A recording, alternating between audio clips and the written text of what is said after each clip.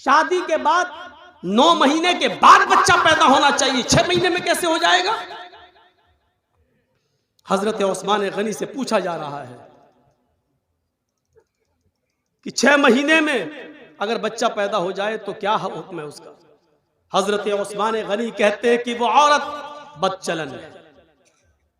कहने लगे, ऐ अमीरुल मोमिनीन, मेरी शादी को 6 महीना हुआ है, मेरी शादी को 6 महीना हुआ है और 6 महीने के बाद आज ही मेरी बीवी ने एक बच्चा पैदा किया है।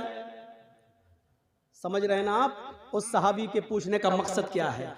वो ये पूछना चाहते हैं कि अमीरुल मोमिनीन, मैं इस बच्चे को जायज बच्चा मानूं या नाजायज? ऐसा तो नहीं कि मेरी बीवी का कहीं पहले कोई कांटेक्ट रहा हो और जिना की पैदावार हो और ये मेरा बच्चे का नाम पा जाए? हजरत उस्मान गनी कहते हैं कि बिल्कुल नहीं, वो औरत बदचलन है तुम्हारी, लिहाजा उसने 6 महीने में जो बच्चा पैदा कर दिया वो गलत किया है। ये जुमेरात का दिन था। जुमेरात का दिन जानते हैं ना, गुरुवार, थर्सडे था। जुमे का खुतबा जब उस्मान गनी देने लगे तो वो आदमी सामने बैठा हुआ था जिसकी बीवी ने 6 महीने के बाद बच्चा पैदा किया, वो बैठा हुआ है। हजरत उस्मान खुतबा देते देते कहने लगे, लोगों, इसकी बीवी ने कल एक बच्चा पैदा किया है और वो बच्चा 6 महीने के बाद पैदा हुआ है। शादी के 6 महीने के बाद कोई बच्चा पैदा नहीं होता है। इसकी बीवी ने शादी के 6 महीने के बाद ही बच्चा पैदा कर दिया है। लिहाजा अगले जुमे को इसकी बीवी को लाया जाएगा और जमीन पे सीने के बराबर गाड़ कर पत्थरों से मार मार के उसको खत्म कर दिया जाएगा। उसको जिनाकार मानते हुए उसकी जान ले ली जाएगी, उसको कत्ल कर लिया जाएगा। हुक्म भी दे दिया। जुमे का खुतबा खत्म, जबकि उस्मान गनी का फैसला गलत था।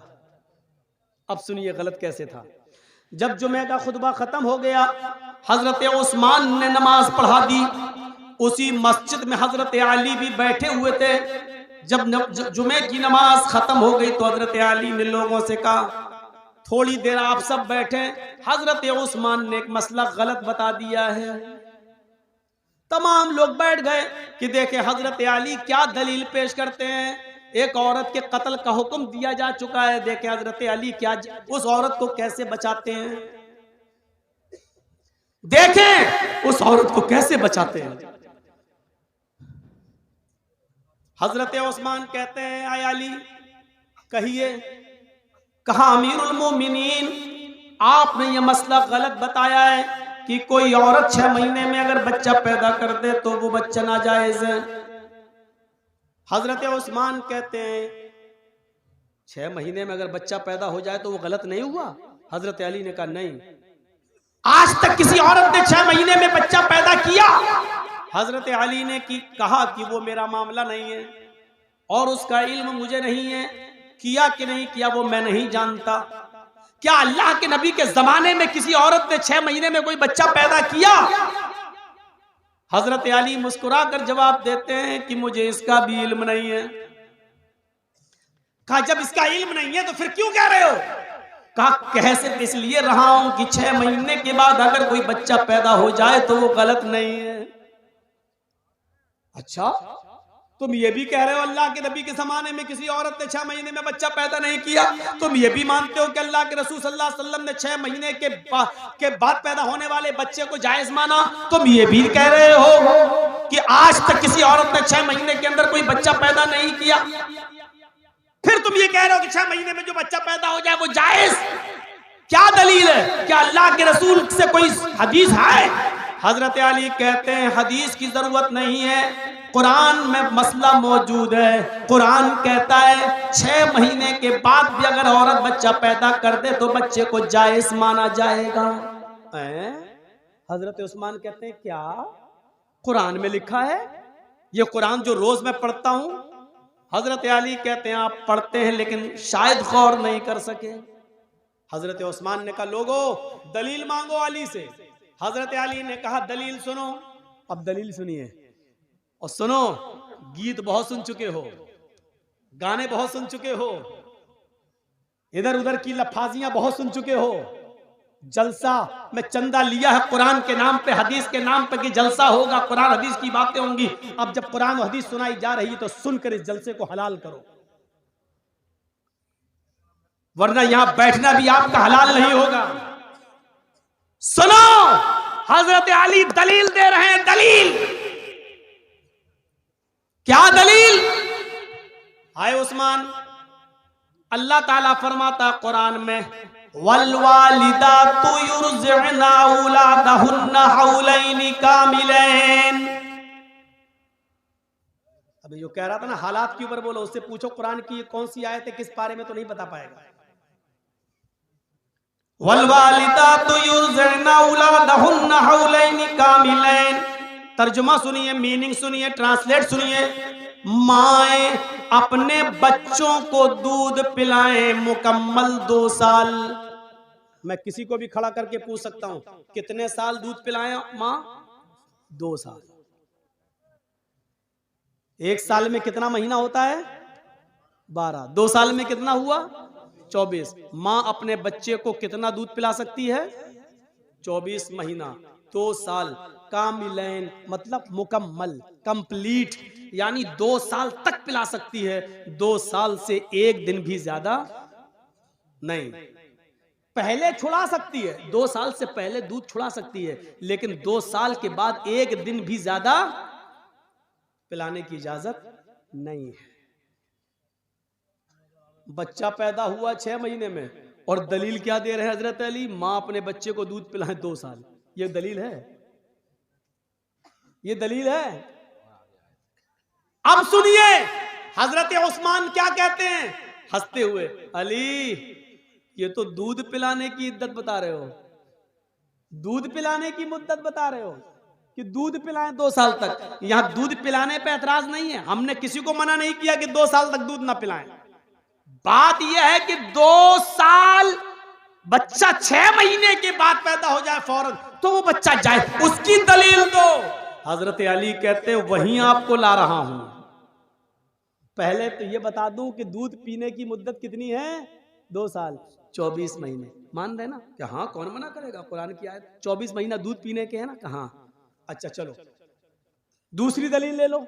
हाँ दो, जल्दी दो। 6 महीने में बच्चा पैदा हो जाओ जायज, जल्दी दो दलील। वफिसालुहु फी आमैन। हजरत अली ने दलील पलट दी, बस कुरान की दूसरी आयत पेश कर दी। मां अपने बच्चे का दूध छुड़ाएं 2 साल में। पहली जगह क्या था? पिलाएं 2 साल तक। दूसरी आयत में क्या है? छुड़ाएं 2 साल में। बात तो एक ही है। इधर से कान पकड़ो चाहे इधर से कान पकड़ो, बात तो एक ही है ना।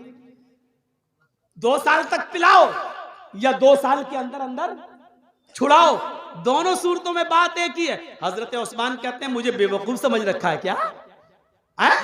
अरे पिलाएं 2 साल तक या छुड़ाएं 2 साल में, बात तो एक ही है। कहा हम आपको मजबूत कर रहे हैं ताकि आप पलट ना जाएं। 2 साल मान रहे ना कि हाँ, 24 महीने मान रहे ना, हाँ। ये किसकी इद्दत है, मुद्दत है? का दूध पिलाने की। दूध पिलाने की मुद्दत 2 साल है ना, कि हाँ। अब सुनो तीसरी दलील, जिसमें अल्लाह ने हमल और दूध छुड़ाने की दोनों की गिनती को और मुद्दत को एक साथ बयान कर दिया है। कुरान में तीसरी जगह अल्लाह ने फरमाया वहमलुहु, हमल देखिए, वहमलुहु वफिसालुहु सलासून शहरन।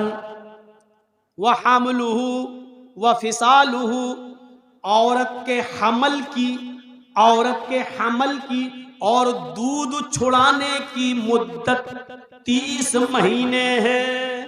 कितना? सलासून शहरन। कितना महीना?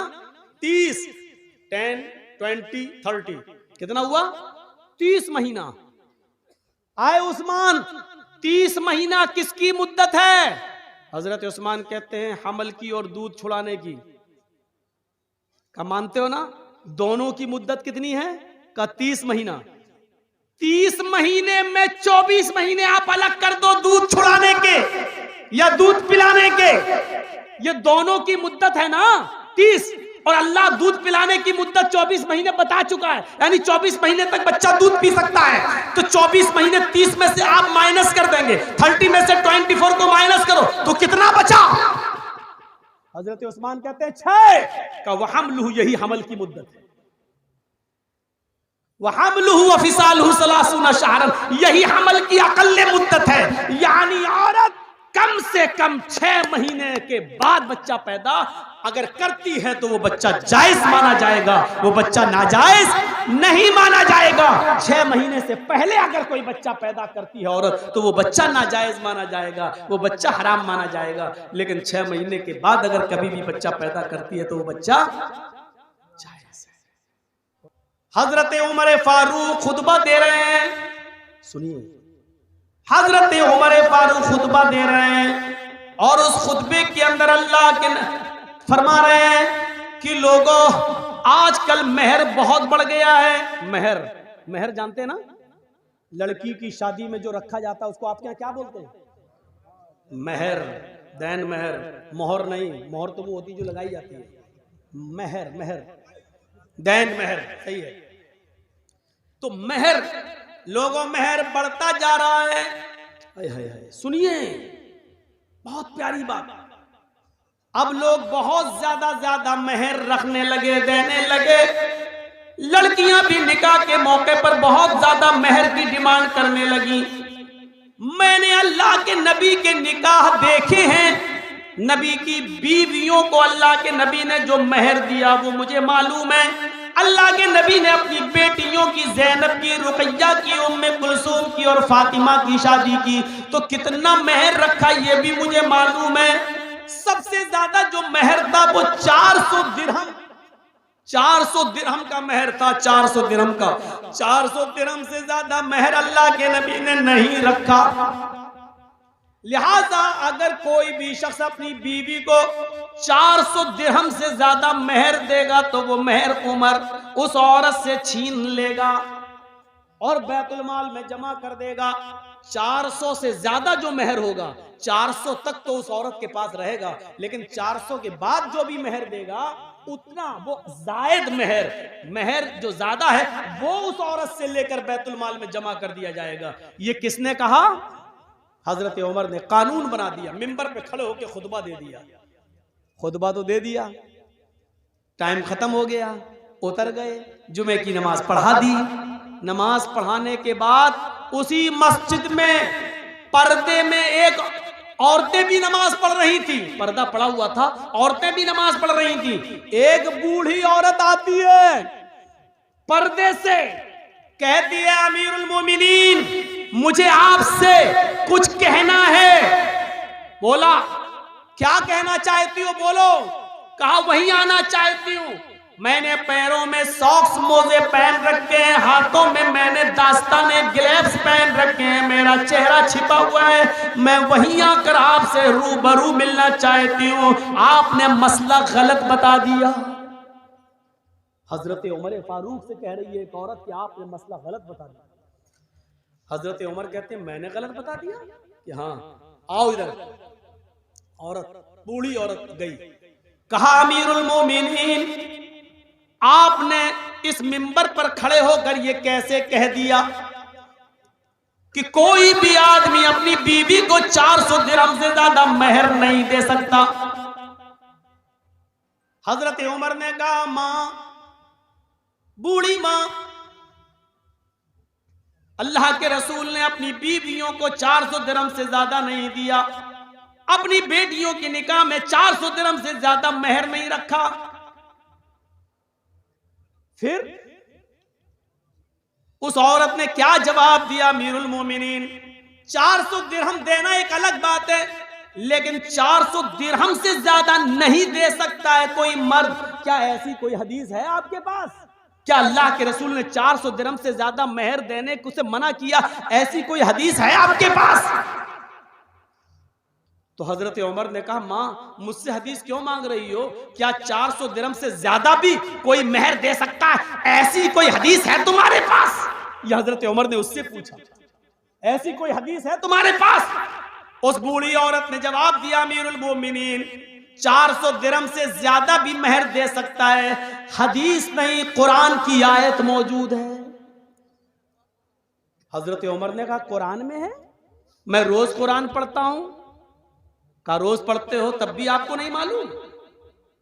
जल्दी बताओ, आए बूढ़ी औरत, आए माँ, जल्दी बताओ वो कौन सी कुरान की आयत है जिसमें लिखा हो कि 400 दिरहम से ज्यादा भी दे सकता है शौहर अपनी बीवी को महर। उस औरत ने, बूढ़िया ने कुरान की आयत पढ़ी, वो आतई तुम इहदाहुन्ना किंतारन फला ताखुजू मिन्हु शैआ। सोचिए,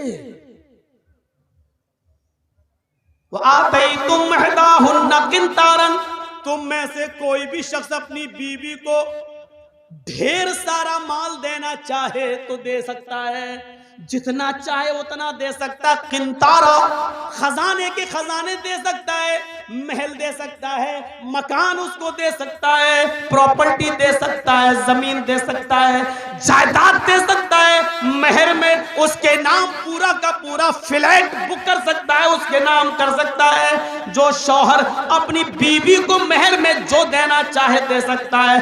फला ताखुजू मिन्हा शैया, फिर तुम उसमें से कुछ भी लेने का हक नहीं रखते, कोई भी उस औरत से छीन नहीं सकता, ये उस औरत का हक है, उससे कोई उसका हक नहीं छीन सकता है।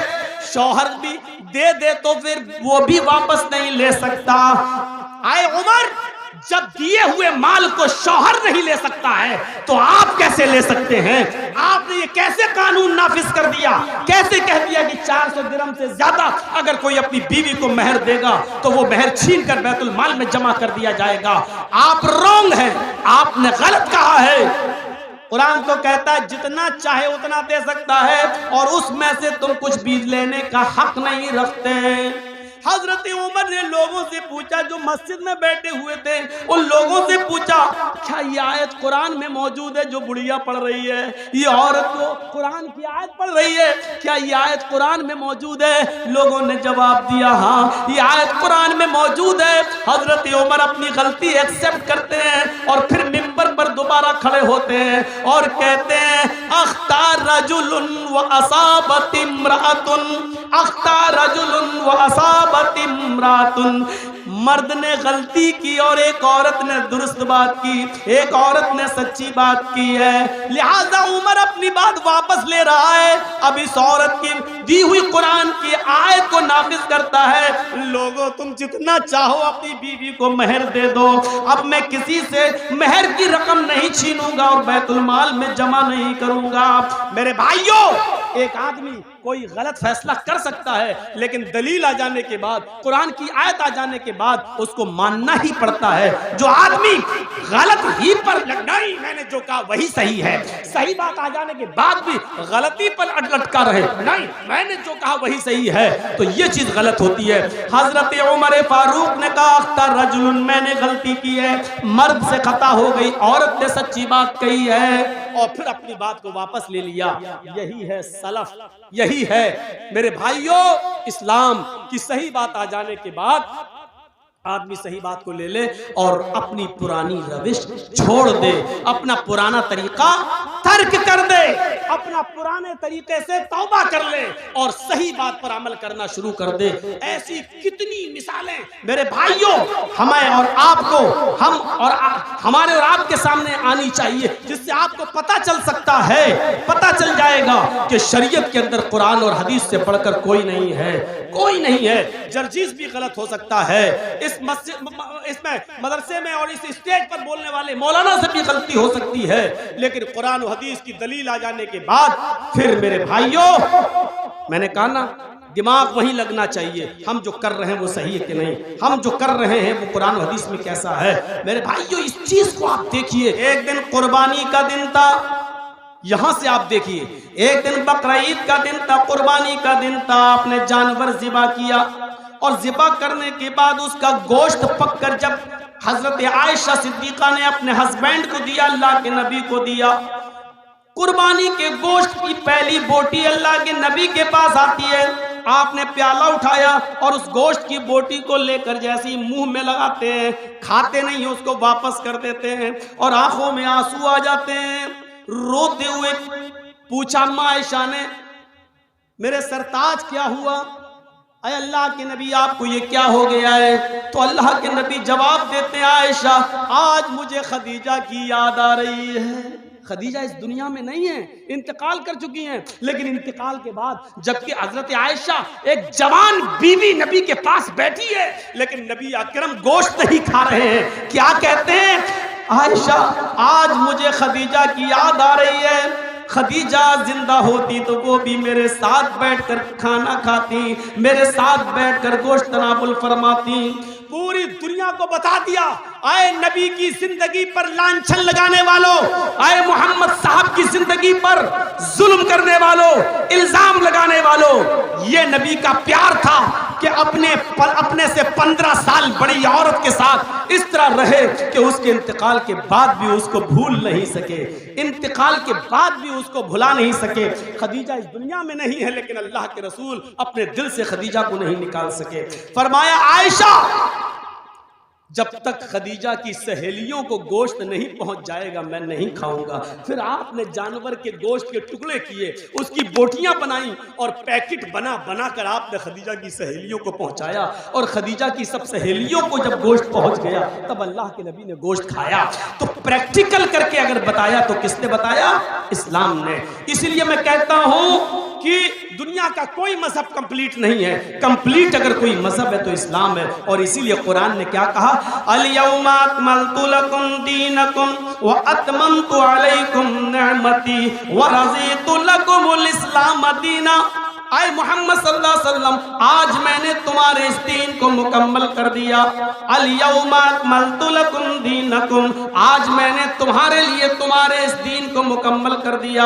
व अतममतु अलैकुम निअमती, और अपनी नेमतों का इत्माम कर दिया, अपनी नेमतें हमने पूरी कर दी। व रज़ीतु लकुमुल इस्लाम दीना, और मैं आज तुम्हारे इसी दीन इस्लाम से राजी और खुश हो गया। दुनिया के किसी मजहब के अंदर आपको कंप्लीट होने का सबूत नहीं मिलेगा। अगर मुकम्मल कोई मजहब है, देखिए बैठो कैसे, इस्लाम बताता है। दुनिया के किसी धर्म में देख लो, खड़े होकर खाना चाहिए कि बैठ के खाना चाहिए, ना हिंदू धर्म बताएगा, ना ईसाई बताएगा, ना यहूदी बताएगा, लेकिन इस्लाम बताएगा कि खाना कैसे खाओ। 3 तरीके बताए, या तो दोनों पैर ऊपर करके उखड़ू बैठ के खाओ, या दोनों पैर पीछे कर लो जैसे अत्तहियात में बैठा जाता है उस तरीके से बैठ के खाओ। मेरे भाइयों, खाने के तरीके किस तरीके से खाया जाए, एक पैर बिछा लिया जाए और एक पैर खड़ा कर दिया जाए, इस तरीके से, ये 3 तरीके अगर बताए हैं तो इस्लाम ने बताए हैं। दुनिया के किसी धर्म ने यह नहीं बताया कि कितना खाओ। इस्लाम कहता है कि खाते वक्त अपने पेट के 3 हिस्से कर लो, एक हिस्सा खाओ, एक हिस्से में पानी पियो और एक हिस्सा खाली छोड़ दो, ताकि तुम अल्लाह को याद कर सको, अल्लाह का जिक्र कर सको। आज की मेडिकल साइंस कहती है जो लोग पेट भर के खाना खा लेते हैं, जिसको हमारे यहाँ कहा जाता है ठूस कर खाना, हलक तक खा लेना, जो इतना खाते हैं वो हमेशा बीमारियों में मुब्तला रहते हैं। और अल्लाह के रसूल के मुताबिक, सुन्नत के मुताबिक अगर कोई लोग खाना खाने शुरू कर दें, 2 हिस्से में खाएं, एक हिस्सा खाली छोड़ दें, तो ये बीमार हो ही नहीं सकता, क्योंकि पेट तमाम बीमारियों की जड़ है। पेट तमाम बीमारियों की जड़ है। जब पेट ठीक रहेगा तो आदमी अपने आप सही रहेगा। तो ये कंप्लीटली अगर कोई मजहब है, मुकम्मल कोई मजहब है, तो वो इस्लाम है। इसीलिए फरमाया, वमन यब्तगी गैरल इस्लामी दीनन फलन युक़बल मिन्हु, इस्लाम को छोड़कर अगर कोई दूसरा दीन तलाश करोगे तो वो हरगिज़ कबूल नहीं किया जाएगा। इस्लाम को छोड़कर अगर कोई दूसरा दीन तलाश करोगे तो वो हरगिज़ कबूल नहीं किया जाएगा, वो दीन माना ही नहीं जाएगा। इस्लाम को छोड़कर अगर कोई दूसरा दीन तलाश करोगे तो वो कबूल नहीं किया जाएगा। वहुवा फिल आखिरति मिनल खासिरीन, और वो आखिरत के अंदर खसारा उठाने वालों में से, नुकसान उठाने वालों में से होगा। यह है इस्लाम। इसके अलावा दूसरा दीन तलाश करोगे तो वो कबूल नहीं किया जाएगा। अब आइए थोड़ा सा आपको ये भी बता दूं कि इस्लाम किस चीज का नाम है। हम समझते हैं कि जो कुछ भी कर लो वो इस्लाम है। नहीं नहीं, इस्लाम 2 चीजों का नाम है, रब के कुरान का और मोहम्मदुर रसूलुल्लाह के फरमान का। आप कितना भी अच्छा काम कर लें, कितना भी अच्छा काम कर लें, लेकिन अगर कुरान की मोहर नहीं है या मोहम्मदुर रसूलुल्लाह सल्लल्लाहु अलैहि वसल्लम की उस पर मोहर नहीं है तो वो अल्लाह के यहाँ कबूल नहीं होगा। देखिए यहाँ हर मसलक के लोग आए होंगे, ज्यादातर अहले हदीस हैं, मैंने मान लिया, लेकिन एक बात याद रखिएगा, बहुत गौर से सुनिएगा, किसी पर कोई क्रिटिसाइज नहीं होनी चाहिए, किसी पर कोई हमला नहीं होना चाहिए, हर आदमी को अपने मसलक पर अमल करने का इख्तियार है। लेकिन ये बात कौन नहीं मानेगा कि इस्लाम कुरान और हदीस का नाम है। मसला ये नहीं है कि आप जोहर में 12 रकात पढ़ते हैं या 10 रकात पढ़ते हैं, मसला ये नहीं है कि तरावी 8 रकात पढ़ना चाहिए या 20 रकात पढ़ना चाहिए, मसला ये नहीं है कि मगरिब के अंदर 5 रकात पढ़ना चाहिए या 7 रकात पढ़ना चाहिए, ईशा की 7 रकात पढ़नी चाहिए या 17 रकात पढ़नी चाहिए, ये कोई मसला नहीं है। मसला ये है कि हम जो इबादत कर रहे हैं वो जनाबे मुहम्मदुर रसूलुल्लाह के तरीके पर हो रही है या नहीं हो रही है, बस इतनी सी बात है। हर मुसलमान जब भी नमाज पढ़े तो वो ये सोचे कि जनाबे मुहम्मदुर रसूलुल्लाह ने ऐसी नमाज पढ़ी या नहीं, ऐसा रोजा रखा या नहीं रखा। मसलन रोजा इफ्तार का टाइम हो रहा है हमारे यहाँ, मान लीजिए हरिश्चंद्रपुर में 5:25 पर, एक मिसाल दे रहा हूँ। अब आदमी 5:25 पर बैठा हुआ है, हम रोजा नहीं खोलेंगे, नहीं क्यों, पता नहीं सूरज डूबा होगा या नहीं डूबा होगा, 5:30 हो गए फिर भी रोजा नहीं खोलना, नहीं थोड़ा सा और भूखा रह लूं तो और ज्यादा सवाब मिलेगा, तो मिलेगा। अब वो ईशा तक रुक जाता, नहीं ईशा तक और भूखा रह लूं और ज्यादा सवाब मिलेगा, तो उसको सवाब मिलेगा नहीं मिलेगा, क्या होगा, गुनाह और पड़ेगा। क्यों, क्योंकि उसने रोजा तो रखा लेकिन रोजा मुहम्मद रसूलुल्लाह के तरीके पर नहीं रखा। अल्लाह के नबी सल्लल्लाहु अलैहि वसल्लम ने यह फरमाया था कि लोग, मेरी उम्मत उस वक्त तक खैर और भलाई में रहेंगे जब तक कि वो रोजा इफ्तार करने में जल्दी करेंगे। अब जल्दी करने का यह भी मतलब नहीं है कि असर के बाद ही खोल लो, जल्दी करने का मतलब यह है कि जैसे ही 5:25 पर सूरज डूबा आप फौरन रोजा इफ्तार कर लो, लेट मत होइए। अब जर्जीस साहब के यहाँ मान लीजिए हरिश्चंद्रपुर में 5 बजे सहरी का टाइम खत्म हो रहा है सुबह, जर्जीस साहब की आंख लग गई, 7 बजे उठे, क्या हुआ यार सहरी नहीं कर, अच्छा कितना, 5 बजे सहरी का टाइम खत्म था, 7 बज गए, 2 ही घंटा तो लेट हुए, चलो अब सहरी कर लेते हैं, सहरी 7 बजे कर ली।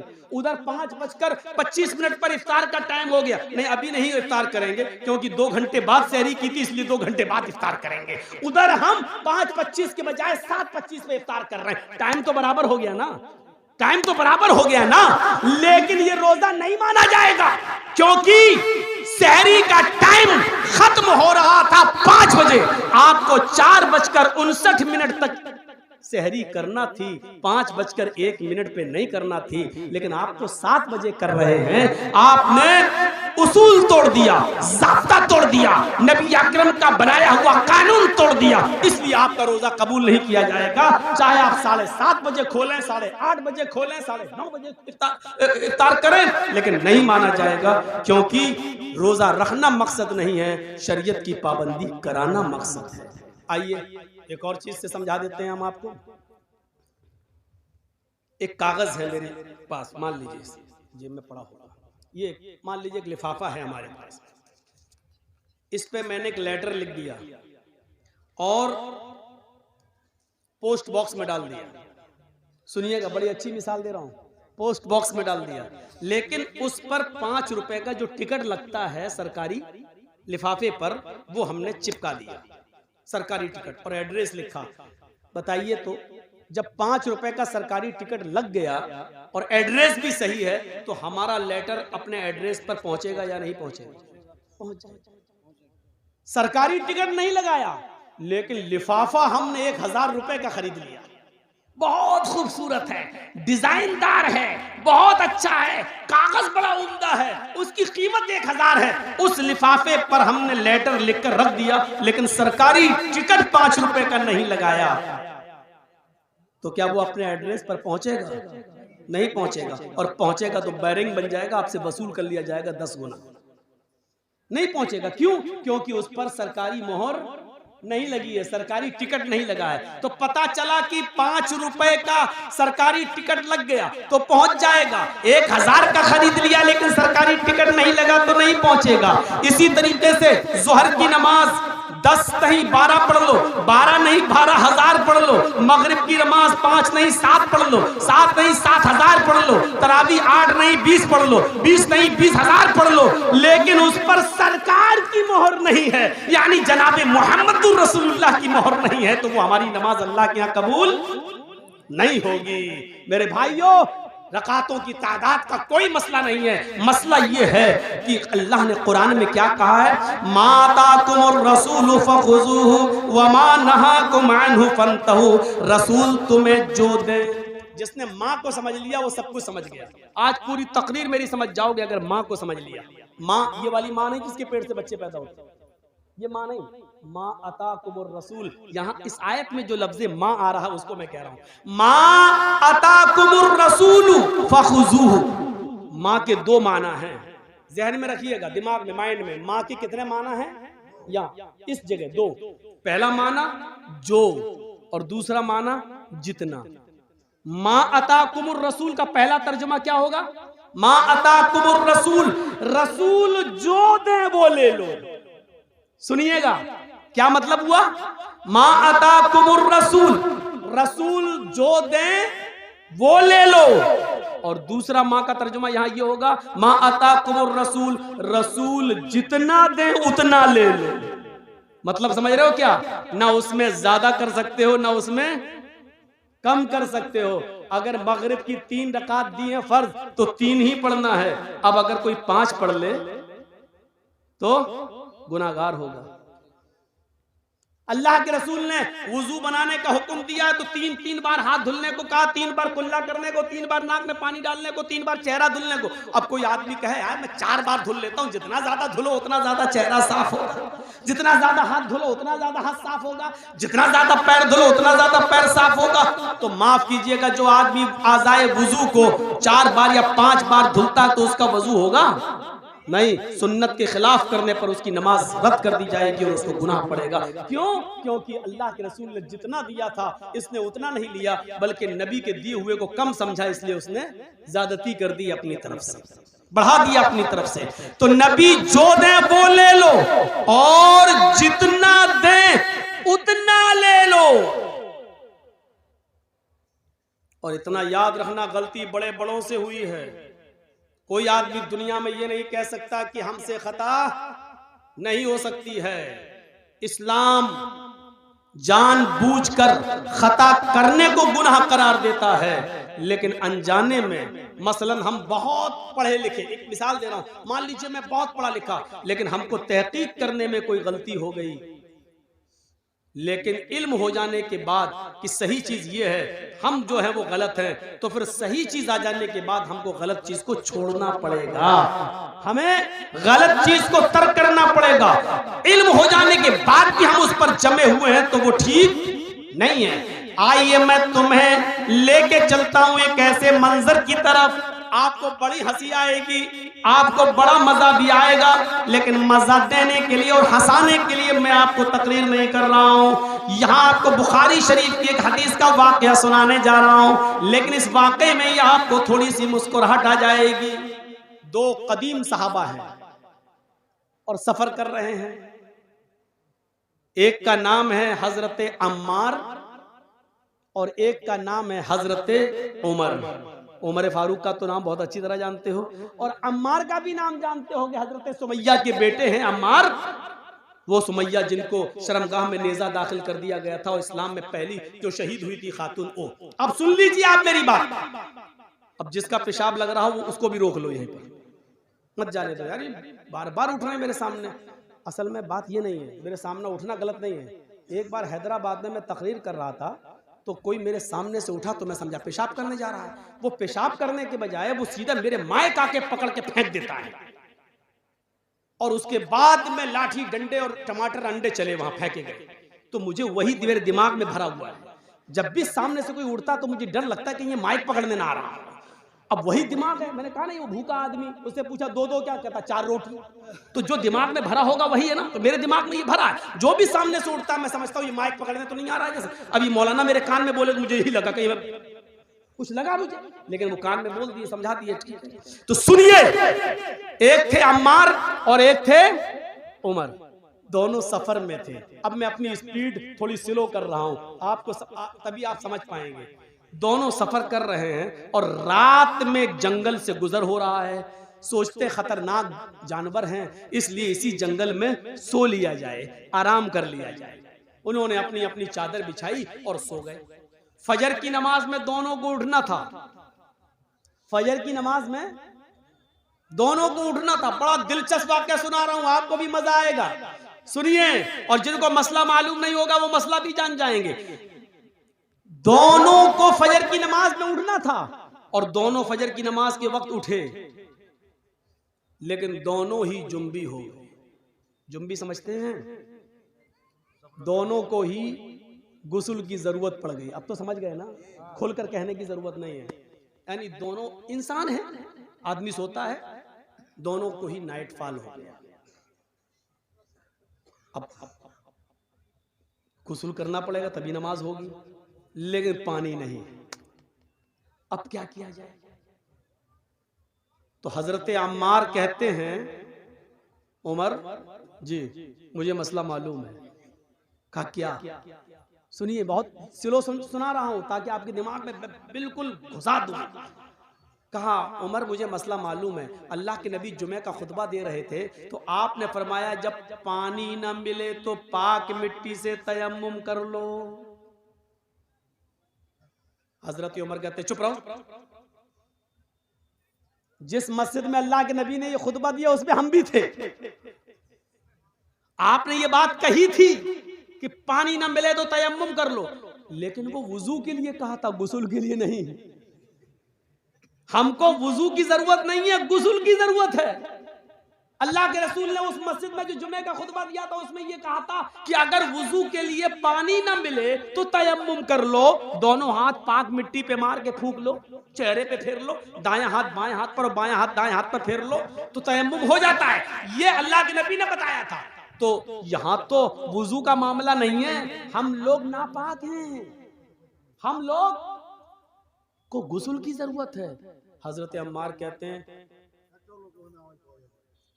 हजरत अम्मार कहते हैं तो एक काम करिए ना, वुजू में हाथ पैर मुंह कुल्ला किया जाता है और ये सब धुला जाता है।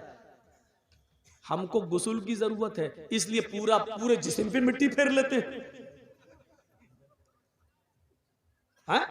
ऐसा करते हैं, यानी अपना अपना दिमाग लगा रहे हैं। देखिए हजरत उमर कहते हैं नहीं नहीं नहीं नहीं, हमें कोई अच्छा नहीं लग रहा है। क्यों? हमको मसला मालूम नहीं, कि ऐसा ना हो ऐसा करने पर गुनाह हो। तो हजरत अम्मार ने अपनी अकल चलाई और हजरत उमर ने अपनी अकल चलाई। हजरत अम्मार ने कहा तुम्हें नहीं पढ़ना मत पढ़ो, मैं तो पढ़ूंगा नमाज। तो हजरत अम्मार ने क्या किया, एक झाड़ी के पीछे चले गए, मिट्टी पड़ी थी। बुखारी शरीफ की हदीस के अल्फाज हैं, अपने जिस्म को उस पर पूरा मिट्टी में लोट लिया। बुखारी में क्या है, कमा तमर्रकुद्दाब्बा यतमर्रकु कमा तमर्रकुद्दाब्बा। हजरत अम्मार मिट्टी पर ऐसे लोटे जैसे चौपाया। आपने देखा होगा जानवर को मिट्टी में ऐसे करता ना, फिर झाड़ देता अपने आप को, पूरे जिस्म पर मिट्टी हो जाती है उसके। तो हजरत अम्मार ने ऐसे ही किया, पूरा करके पूरे जिस्म पर मिट्टी मल ली और गए और नमाज पढ़ ली। हजरत उमर देख रहे हैं, उन्होंने नमाज नहीं पढ़ी। हजरत अम्मार ने पढ़ ली। हजरत उमर ने कहा पता नहीं सही हुआ कि गलत। नहीं, उन्होंने अपनी अकल दौड़ाई, नमाज नहीं पढ़ी। शहर में गए, सुबह सूरज निकलने के बाद पानी मिल गया और जैसे ही पानी मिला तो हजरत उमर ने सबसे पहले गुस्ल करके फजर की नमाज कज़ा कर ली, पढ़ ली। उस जमाने में मोबाइल का दौर नहीं था। दबाया, हाँ जर्जी साहब जरा बताइए तो। मालूम है रात के 3 बजे लोग हमें परेशान कर देते कभी, इसलिए मोबाइल बंद कर दिया। 3 बजे पूछते हैं, मौलाना साहब फला हॉस्पिटल में मेरी बीवी एडमिट है। अच्छा, अल्लाह ताला ने अभी एक बेटा दिया, क्या नाम रखूं? अरे बच्चा आज पैदा हुआ है, कभी ने 7वें दिन नाम रखना है, तुझे अभी जरूरत क्या थी, सुबह पूछ लेता। रात में 3 बजे फोन करा, क्या नाम रखो? तो ये परेशान करने वाले लोग भी होते हैं। 3 बजे फोन कर रहे हैं, कहा अरे मौलाना खुशी थी इसलिए बोल दिया। तो बोलो ना मौलाना साहब हमारे बच्चे के लिए दुआ करना, अल्लाह ताला ने चांद सा बेटा दिया। ये क्या नाम, 3 बजे फोन कर रहा है। तो उस जमाने में फोन का जमाना नहीं था, अल्लाह के रसूल से मसला मालूम कर लिया जाए। अब सुनिए, अम्मार इब्न यासिर ने नमाज पढ़ ली, हजरत उमर ने नहीं पढ़ी। जब सूरज निकल गया, पानी मिल गया, तब उमर फारूक ने नमाज पढ़ ली। जब सफर खत्म हुआ तो ये दोनों जब मदीने आए तो अल्लाह के नबी सल्लल्लाहु अलैहि वसल्लम से दोनों ने अपना अपना किस्सा बयान किया कि अल्लाह के रसूल बताइए हम दोनों में कौन सही, हम दोनों में कौन सही। तो अल्लाह के नबी ने फरमाया अच्छा दोनों को गुस्ल की जरूरत पड़ गई? कहा अम्मार तुमने क्या किया? कहा अल्लाह के रसूल हमें तो मालूम था पानी ना मिले तो तयम्मुम कर लो। तो अल्लाह के रसूल ने फरमाया जी बिल्कुल। तो हजरत उमर ने कहा ये तो आपने वुजू के लिए कहा था, इन्होंने पूरे जिस्म पर मिट्टी मल ली। तो अल्लाह के रसूल ने कहा अम्मार क्या किया था तुमने? कहा कि मैं तो ऐसे लोटा मिट्टी पर जैसे 4 पैर वाला जानवर जमीन पर लोटता, पूरे जिस्म पर मिट्टी मल ली। तो अल्लाह के रसूल मुस्कुराए और मुस्कुरा कर कहते हैं कि अम्मार तुमने गलत किया, तुम्हें ऐसा नहीं करना चाहिए था। अब हजरत उमर बड़े खुश हैं, ये गलत हो गए तो हम तो सही हुए होंगे, इनकी गलती है तो हम सही हो गए, हमने नमाज नहीं पढ़ी हम सही हो गए। तो कह ले और पूरे जिस्म पर मिट्टी मल लो हो गया ना। तो कहा हजरत अम्मार ने अल्लाह के नबी इनका सुनो, इन्होंने क्या किया? तो हजरत उमर से पूछा तुमने क्या किया? कहा अल्लाह के रसूल जब तक पानी नहीं मिल गया मैंने गुस्ल ही नहीं किया।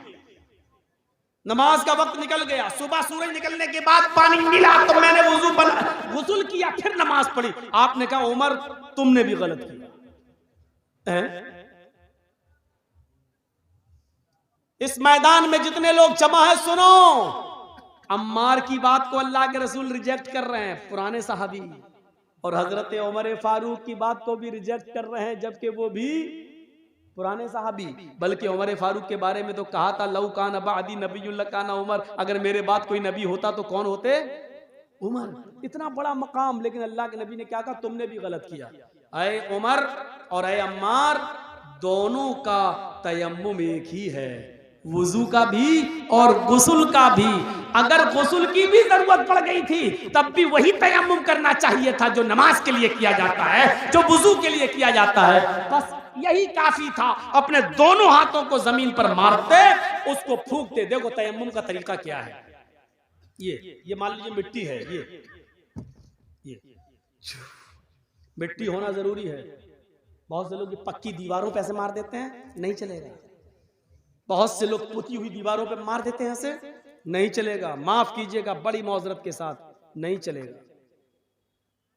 मिट्टी होनी चाहिए, वो भी पाक। ऐसे दोनों हाथ जमीन पे ऐसे मारिए, ये ऐसे किया और ऐसे करने के बाद ऐसे नहीं मलना है, ऐसे करके ऐसे नहीं मलना, पूरा वो आपका पाउंड स्क्रीन यही लग जाएगी। ऐसे नहीं करना है। ये जमीन पे मारा, तयम्मुम का तरीका सीखिए। ये जमीन पे मारा, फिर ये बस जितनी भी उड़ जाए मिट्टी तुम्हारे हाथ में लगी हुई, ऐसे करके उड़ गई। अब इन्हीं हाथों को ऐसे करना है। देखिए हो गया। अब यही हाथ दोबारा नहीं लेना है, इसी हाथ को बाएं हाथ के ऊपर ऐसे यहां तक ये कर लिया और इस हाथ को ये तयम्मुम हो गया। तो अल्लाह के नबी ने कहा था यकफी, तुम्हारे लिए इतना कर लेना काफी था। तुमने पूरे जिस्म पर मिट्टी मल ली, तुमने भी गलत किया। और अव्वल वक्त पर नमाज न पढ़ के सूरज के निकलने तक इंतजार करके फिर गुस्ल के लिए पानी मिल गया, तब पानी नहाकर फिर तुमने नमाज पढ़ी, तुमने भी गलत किया, क्योंकि नमाज को उसके अव्वल वक्त से निकाल दिया।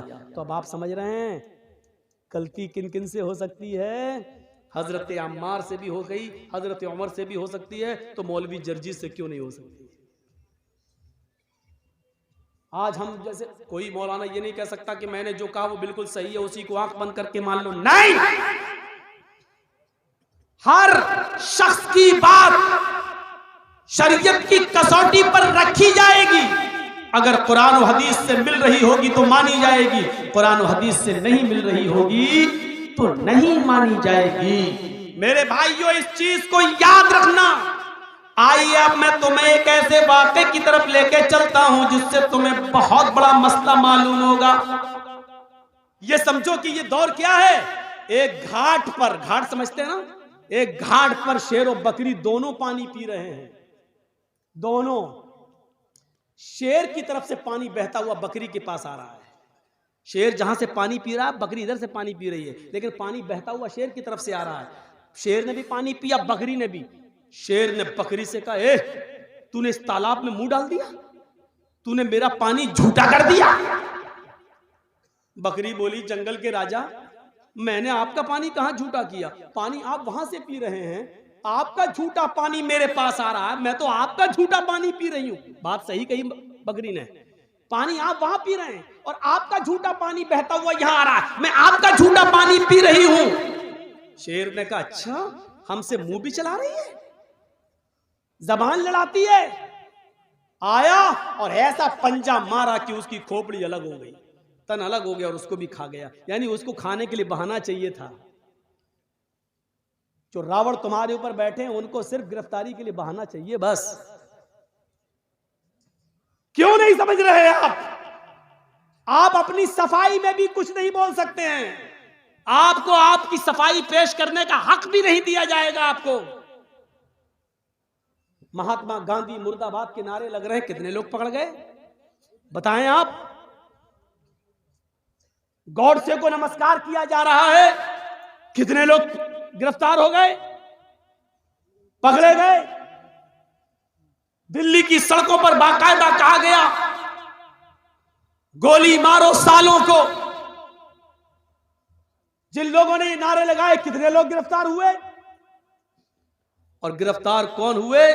जो शाहीन बाग में प्रोटेस्ट कर रहे थे, शांति के साथ धरना दे रहे थे। लड़की तक को, प्रेग्नेंट लड़की तक को अरेस्ट करके जेल के अंदर डाल दिया गया।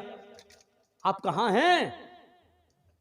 सेकुलरिज्म बाकी नहीं रह गया, जमहूरियत नहीं, ये किसी दूसरे रास्ते पे चल रही है। आप कम से कम मेरी तरफ भी देखो। डॉक्टर जाकिर नायक को भारत छोड़ना पड़ा है। क्या चाहते हो कि मौलवी जर्जीस भी भारत छोड़ के पनाह ले ले? क्या चाहते हैं आप? क्या है आपके दिल में? क्या सुनना चाहते हैं आप? शर्म आनी चाहिए। जो जिस तरीके से बोल रहा है बोलने दो। बोलने वाला जानता है कि हमको क्या बोलना है, क्या नहीं बोलना है। मेरे भाइयों, आप जब धान बोते हैं तो जर्जीस कहने नहीं आता कि इतना बो, या वो ऐसा क्यों? तो आपका काम है, आप अपने काम में माहिर हैं, हम अपने काम में माहिर हैं। हर आदमी अपने काम में एक्सपर्ट होता है। मुझे क्या बोलना है, क्या नहीं बोलना है, कहां कौन सी बात कहना है, इस काम के लिए मौलवी लोगों को आजाद छोड़ दो। मेरे भाइयों, मदरसों में क्या पढ़ाया जाता, मदरसों के लिए छोड़ दो। आप हर किसी को मशवरा मत दीजिए। डॉक्टर, एमबीबीएस, एमएस डॉक्टर को ऑपरेशन करना है, क्यों वहां पर आपको नहीं बिठाया जाता है? क्यों?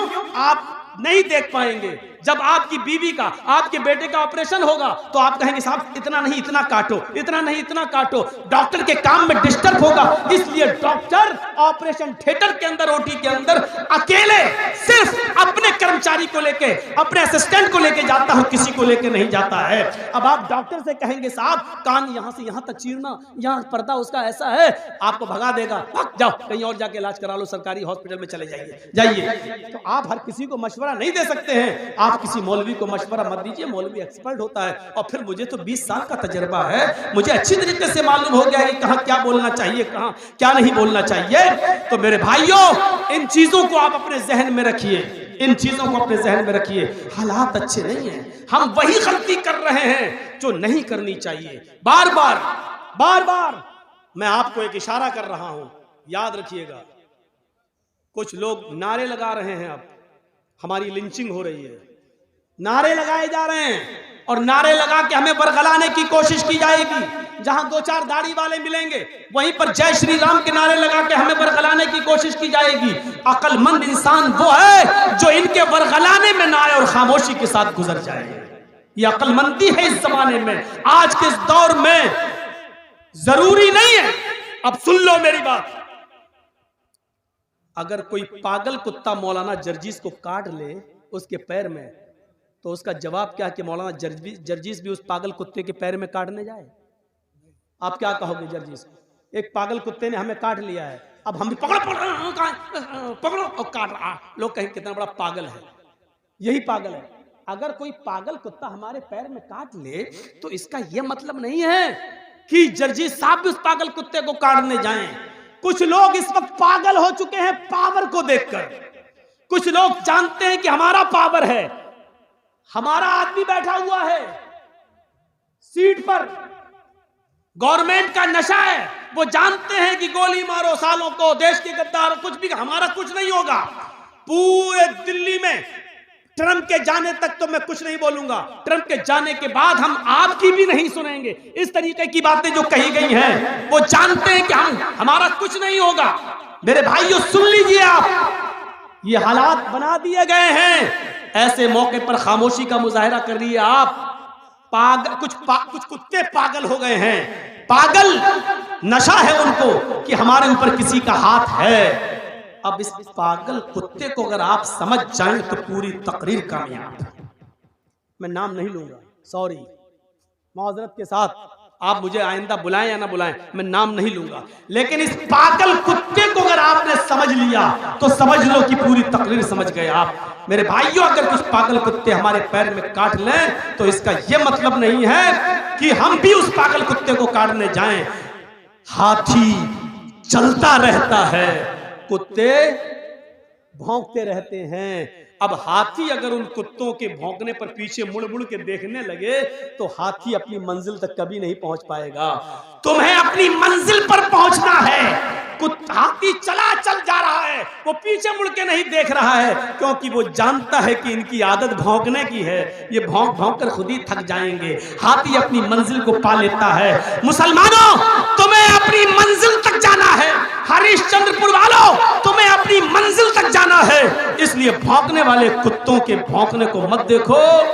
मंजिल पर तुम्हारा निशाना होना चाहिए, इंशाअल्लाह तुम्हें मंजिल मिलेगी। इन भौंकने वाले कुत्तों को समझ लो कि कुत्ते हैं, इनकी आदत है भौंकने की। इस वक्त हम जिन हालात से गुजर रहे हैं उसमें अक्लमंदी से काम लेने की जरूरत है। अक्लमंदी कैसी? एक मिसाल दूं, बड़ी अच्छी मिसाल है। 3 जानवर शिकार करने निकले, शेर, भेड़िया, लोमड़ी। तीनों जानते हैं ना, शेर, लायन और भेड़िया, आप जानते हैं, लोमड़ी, फॉक्स। 3 जानवर शिकार करने निकले। कौन कौन? कौन? शेर, भेड़िया, लोमड़ी। और तीनों ने एक एक शिकार कर लिया। सुनो, तीनों ने एक एक शिकार किया। शेर ने हिरन मारा, भेड़िए ने शेर ने हिरन मारा, भेड़िए ने बकरी मारी और लोमड़ी ने खरगोश, रैबिट का शिकार कर लिया। शेर ने क्या मारा? हिरन। भेड़िए ने क्या मारा? बकरी। और लोमड़ी ने खरगोश। तीनों जानवर पड़े हुए हैं। शेर ने भेड़िए से कहा, तुम फैसला करो किसको क्या खाना है। देखिए, सरदार है ना जंगल का, बस शेर जो सरदार को पहचान गया पूरी तकरीर समझ जाएगा। शेर ने कहा फैसला करो, भेड़िए से फैसला करो कौन क्या खाएगा। भेड़िए ने कहा बहुत आसान जी। जंगल के राजा ने शेर ने कहा हाँ बताओ क्या है। अच्छा, शेर को तीनों जानवर खाना थे, भेड़िए से फैसला करवा रहा, बताओ क्या है। भेड़िए ने कहा बहुत आसान, हिरन आप खा लीजिए, बकरी मैं ले लेता हूं, लोमड़ी को खरगोश दे देते हैं। शेर ने कहा ये कोई फैसला है? इधर आ। मारा एक झपटा उसको और भेड़िए का सर तन से जुदा हो गया, भेड़िया मर गया। सर तन से जुदा। लोमड़ी से कहा लोमड़ी तुम फैसला कर सकती हो, तुम फैसला करो ये कौन खाएगा। लोमड़ी कहती बहुत आसान। कहा क्या? बोलो। कहा साहब हिरन आप सुबह नाश्ते में खा लीजिए, शाम को बकरी खा लीजिए, और बीच में जब जायका, मुंह का जायका बदलना हो तो आप खरगोश का टेस्ट कर लीजिए। तीनों जानवर आपके हैं। सुबह उठो, नाश्ते में आप हिरन खा लो, शाम को बकरी खा लो, और बीच में दोपहर में आप खरगोश का टेस्ट कर लो। शेर ने कहा वाह लोमड़ी वाह, कितना अच्छा फैसला किया तूने। इतना अच्छा फैसला करना तुझे किसने सिखाया? लोमड़ी ने कहा इस भेड़िए ने। समझ गए आप? गुस्सा भी आया है मुझे, लेकिन अब हंस दिया हूं मैं आपके साथ। मैं बहुत गुस्से में था, लेकिन अब हंसी आ गई मुझे। शेर ने कहा, वाह क्या फैसला किया है, इतना अच्छा फैसला करना तुझे सिखाया किसने? लोमड़ी क्या कहती है, इस भेड़िए ने। यानी भेड़िए से मैंने इबरत हासिल कर ली। अरे मुसलमानों, इबरत हासिल अभी भी नहीं कर पा रहे हो। तुम देख रहे हो तुम्हारी आंखों के सामने कौन कौन जेल जा रहा है, तुम देख रहे हो। इलेक्शन आता है, यूपी में कोरोना आ गया, नाइट कर्फ्यू लग गया, आप इबरत हासिल नहीं कर पा रहे हो। अब जब हमारा शेर को समझ गए ना, हमारा शेर जब देख लेगा यूपी में हम हार रहे हैं, तो ऐन मौके पर इतना भयानक कर्फ्यू लगाएगा, यूपी में हो सकता है कि 3-4 महीने के लिए इलेक्शन टल भी जाए। आप नहीं जानते, क्योंकि सरदारी तो शेर की चलती। वो चाहता सब कुछ, जैसे ये लोमड़ी, वो चाहता तो तीनों जानवर हमें मिले, ऐसी हमारा शेर चाहता सब कुछ, हर सूबा हमारा रहे, अंध दंड हेरा फेरी सब। आपने देखा जैसे इलेक्शन करीब आए, अखिलेश के करीबी लोगों के ऊपर सीबीआई के छापे आने लगे, ईडी के छापे पड़ने लगे। यही हाल आपके बंगाल का भी था। जैसे जैसे इलेक्शन करीब आए, देखा कैसे छापे मारे गए, सबको इस्तेमाल करके देखा गया। आप अक्लमंद थे, अक्लमंदी का सबूत दे गए। बिहार वाले बेवकूफ थे बेचारे, पागलपन का सबूत देके मर मिटे। दुआ कर देता हूं अल्लाह यूपी के मुसलमानों को भी बंगाल के मुसलमानों से अक्लमंदी सीखने की तौफीक अता फरमा दे। ये दुआ ही कर सकता हूं बस। मेरे भाइयों, मैंने बहुत कुछ कह दिया है, बल्कि सब कुछ कह दिया है। कल इसी बात को कट कर करके जी हिंदुस्तान दिखाएगा, देखो कैसे डरा रहा है ये मौलवी, कैसे डरा रहा मौलवी। इनको नित्यानंद पंडित का बयान नहीं सुनाई देता है, वो कैसे डरा रहा वो नहीं दिखाई देता है।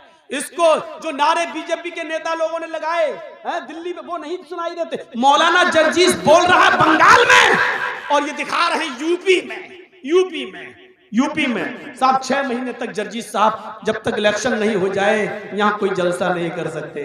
लीजिए, मेरे घर नोटिस आ गया, मेरे पास पाबंदी आ गई। अरे भैया, दीनी जलसे तो करने दो, मुझे किसी के स्टेज पे मत जाने दो। दीनी जलसे तो करने दो। साहब दीनी जलसे भी नहीं करने देंगे। ये तो ये कहो कि जुमे पे इनकी हुकूमत नहीं चलती, वरना ये तो कहते जुमा भी नहीं पढ़ाने देंगे। अब जुमा पढ़ने के लिए मैं जिस मस्जिद में जाता हूं, वहां के लोग कहते हैं मौलाना जुम्मे में आप ही पढ़ाइए। अब जो मौलाना बेचारा कुछ पढ़ाना ही नहीं चाह रहा है, वो कह रहा आप पढ़ा। जुमा तो हमें कहीं ना कहीं पढ़ना ही है। जब हम वक्त से पहले पहुंचते हैं जुमा पढ़ने के लिए, तो आदमी जिस मस्जिद में भी चला जाऊं, मौलाना साहब आप आ गई तो हमारी खुश नसीबी है, पढ़ा दो। अब उनको थोड़ी मालूम है कि हम किस मस्जिद में जा रहे हैं जुमा पढ़ने। जुमा पढ़ा देता हूं मैं, जुमा पढ़ा देता हूं। पाबंदी लगाई है तो तकरीरों पे ना लगाई है, जलसों पे, जुमे पे थोड़ी लगाई है। तो मेरे भाइयों, हमें जो कुछ कहना होगा जुमे के खुतबे में कह देंगे, इशारों ही में सही। तो आप फैसला करना सीख जाइए, इबरत लेना सीख जाइए, कम से कम थोड़ी देर के लिए लोमड़ी बन जाइए। आपको मालूम है कि आपका मुकाबला किससे है। लोमड़ी से पूछा, वाह इतना अच्छा फैसला करना तुझे किसने सिखाया? उसने कहा भेड़िए ने। यानी भेड़िए ने ये फैसला किया और उसका अंजाम मैंने देख लिया, इसलिए मेरा भी अंजाम ना हो, इसलिए मैंने भेड़िए से ये इबरत हासिल कर ली। जो लोग जेलों में जा चुके हैं, जो लोग काटे जा चुके हैं, जो लोग जेलों में सड़ रहे हैं, मुसलमानों उनसे इबरत हासिल कर लो, उनसे इबरत हासिल कर लो और अपने आप को मसलिहत के साथ, दूरअंदेशी के साथ आप काम करिए। मैं मना नहीं कर रहा हूं, बोलिए, हक बात बोलिए, डंके की चोट पे बोलिए, लेकिन आप उसको सलीके से बोलिए। आपको ये कहने की जरूरत नहीं चल बैठ खा ठूस। आप इस बात को यूं भी कह सकते हैं, खा लो ना, देसी मुर्गा ही चाहिए था ना, लो खा लो। आप इसको यूं भी बोल सकते हो। मेरे भाइयों, ऐसी नई नई बातें जो अभी तक नहीं सुनी हो, वो तो सुन नहीं रहे। हालात पे बोलो। अरे हालात पे क्या बोलो?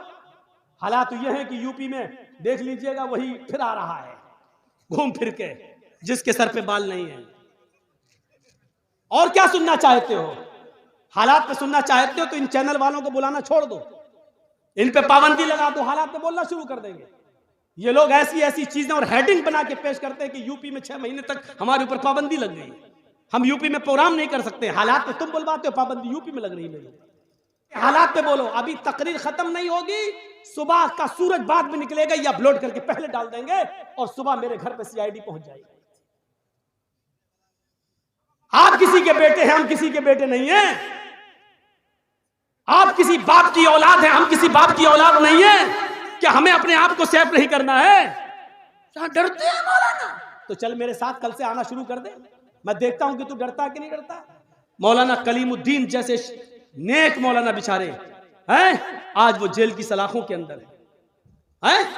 आजम खान जैसी शख्सियत आज जेल की सलाखों के पीछे है। थोड़ा सा जुमला बोला गया, एक जुमला, आज सलाखों के पीछे है। आप क्या समझ रहे हैं? जो आपके सर पे बैठा हुआ है ये राम नहीं रावण है, रावण। मौलाना जर्जीस को कल जेल में डाल दिया जाएगा। जर्जीस साहब चिल्लाते रहे कि मैं बेकसूर हूं। साहब कोर्ट में बताइए बेकसूर हूं, और कोर्ट में मौलाना जर्जीस को अपने आप को बेगुनाह साबित करने के लिए 10 साल लग जाएंगे, और 10 साल के बाद कहा जाएगा मौलाना जर्जीस बाइज्जत बरी, कोई सबूत इनके खिलाफ नहीं मिला। लेकिन 10 साल का हिसाब किताब कौन देगा? कहां हैं आप? इन हालात को सोचिए। ये दौर दूसरा है, ये अपना दिमाग वहीं पर लगा दीजिए। आइए मैं आपको एक और जबरदस्त वाकये की तरफ लेके चलना चाहता हूं। जबरदस्त वाकया, जबरदस्त। हजरत उस्मान गनी का जमाना है, सुनिएगा। और एक वाकया जो हम बाद में आ रहा है वो पहले वाकये से ज्यादा मजेदार। हजरत उस्मान गनी के जमाने में एक वाकया पेश आ गया। एक शख्स हजरत उस्मान से मसला पूछने आ गया।